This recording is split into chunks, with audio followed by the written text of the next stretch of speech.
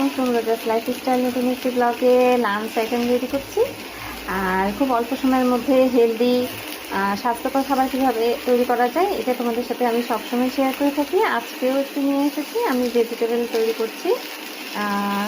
আর আজকে দেখতে থাকো কেমন করে আমার হেলদি রেসিপিটি তৈরি হচ্ছে। আমি যেটা করেছি, আমি সব কিছু দিয়ে দিয়েছি। আমি হাফ টেবিল চামচ অলিভ অয়েলের মধ্যে গার্লিক কিছু চপিং করে দিয়েছি, তার সাথে তিনটা কাঁচামরিচ অ্যাড করে দিয়েছি এবং তার সাথে তারপরেই আমি কিন্তু আমার ভেজিটেবলগুলো দিয়ে দিয়েছি এবং এখন কিছু সময়ের জন্য আমি ঢেকে দেবো এবং তারপরে আমার ভেজিটেবল কারিটি রেডি হয়ে যাবে।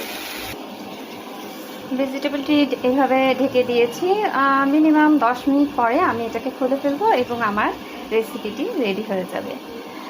আর লাঞ্চ টাইমে অবশ্যই প্রোটিন রাখতে হবে সাথে একটি। আমি আজকে রেখেছি রুই মাছ, তো ওটাও আমি তোমাদের সাথে শেয়ার করার চেষ্টা করব কীভাবে আমি রুই মাছটাকে হেলদিভাবে রেসিপিটি রেডি করে খেয়ে থাকি। তো তোমরা সবাই অবশ্যই দেখো, এখনো হয়নি, তো এটা মিনিমাম 10 মিনিটস পরে আমি অফ করে দিব এবং বেশি এটাকে ভাজার চেষ্টাও করব না, কেননা বেশি সবজি যদি তুমি বেশি তাপমাত্রায় উচ্চ চাপে রান্না করেও তাহলে কিন্তু যত গুণাগুণ আছে ভেজিটেবলের সব কিছু নষ্ট হয়ে যায়। সুতরাং একটা মিনিমাম টেম্পারেচারের মধ্যে রান্না করার চেষ্টা করতে হবে এবং খুব অল্প সময়ের মধ্যে ভেজিটেবল কারিটিকে রান্না করে শেষ করতে হবে, তাহলে কিন্তু আমরা স্বাস্থ্যকর ভেজিটেবল কারি খেতে পারবো ইনশাল্লাহ। আমি আকাশ দেখি আর রান্না করি, কেমন বলো তো? আসলে রান্নাঘরটা এমন জায়গায় যে এখানে আকাশ বৃষ্টি সব কিছু দেখা যায়, তো বেশ অনেক ভালো লাগে। সাথে দেখো আমি রান্না করছি এবং আমার হেলদি ড্রিঙ্কটাও রেডি করে ফেলেছি, এখন এটা আমি পান করে ফেলবো।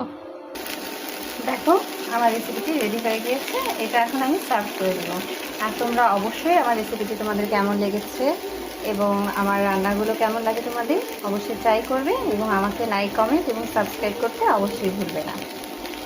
আল্লাহ হাফিজ।